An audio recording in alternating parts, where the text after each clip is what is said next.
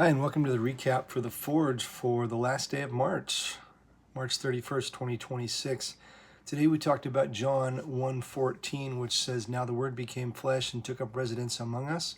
We saw his glory, the glory of the one and only, full of grace and truth, who came from the Father." So John here is talking about Jesus, of course, and as you can see in the succeeding slides, John focuses a lot on Jesus's divinity, which is something that we might forget sometimes when we get caught up in thinking about, the miracles and the things that he did and interactions with people. And those are important, not to be dismissed, obviously, but we shouldn't be taking Jesus for granted.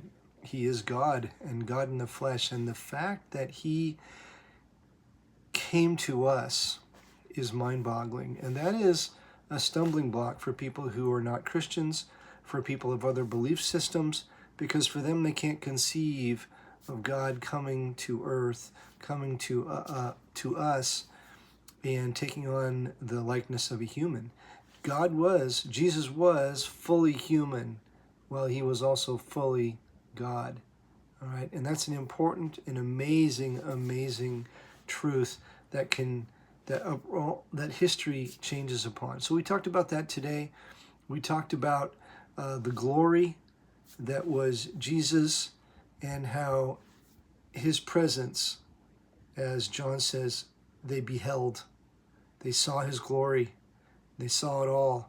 And it was like to the Jewish people when the tabernacle was in the middle of their encampment, the place of God's glory, the presence of God, where there's all truth and revelation and worship and hope and salvation in God. And so this is an amazing truth that John shares with us. And again, it's the fulcrum. It's everything turns upon this. Okay? Jesus, God in the flesh, came to us, full of grace and truth, bringing grace and truth to us. Really an amazing stuff. And so the impact of that are things like greater worship and greater appreciation and gratefulness of the Lord, of his love and of his mercy and of his grace, and of this time of year in Easter, when we are considering Jesus' sacrifice for us on the cross and his resurrection. Can't have one without the other.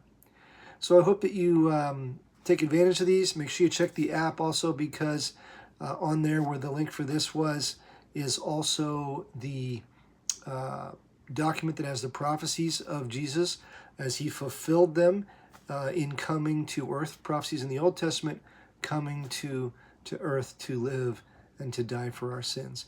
Pretty amazing to consider all of those fulfilled prophecies. Clearly not random, clearly a planned event, and God is faithful throughout. Hope to see you soon. Thanks.